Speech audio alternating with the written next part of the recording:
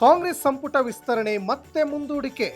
ರಾಹುಲ್ ಕರೆದಾಗ ದೆಹಲಿಗೆ ಹೋಗ್ತೇನೆ, ಯಾವುದೇ ಒತ್ತಡ ಇಲ್ಲ ಎಂದ ಸಿಎಂ ಡಿಕೆಶಿ.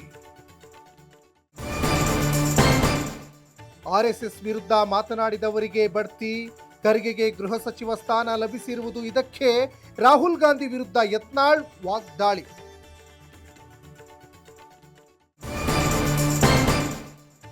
ಆರ್ಎಸ್ಎಸ್ ವಿರುದ್ಧ ಮತ್ತೆ ಪ್ರಿಯಾಂಕ್ ಖರ್ಗೆ ವಾಗ್ದಾಳಿ.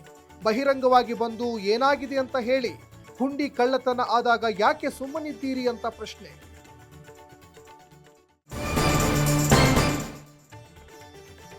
ಬೆಳಗಾವಿಯಲ್ಲಿ ಇಂದಿನಿಂದ ಆರ್ಎಸ್ಎಸ್ ವಾರ್ಷಿಕ ಸಭೆ. ಮೋಹನ್ ಭಾಗವತ್ ನೇತೃತ್ವದಲ್ಲಿ ಮೀಟಿಂಗ್. ಪ್ರಿಯಾಂಕ್ ಖರ್ಗೆ ಹೇಳಿಕೆಗೆ ಚರ್ಚೆ. ಸರ್ಕಾರಿ ಶಾಲೆಗಳಲ್ಲಿ ಮಕ್ಕಳ ದಾಖಲಾತಿ ಭಾರೀ ಕುಸಿತ. ಕರ್ನಾಟಕ ಡ್ರಗ್ಸ್ ಹಬ್ ಆಗ್ತಾ ಇದೆ, ಯುವ ಪೀಳಿಗೆ ದಾರಿ ತಪ್ತಾ ಇದೆ ಎಂದು ಪ್ರಹ್ಲಾದ್ ಜೋಶಿ ವಾಗ್ದಾಳಿ.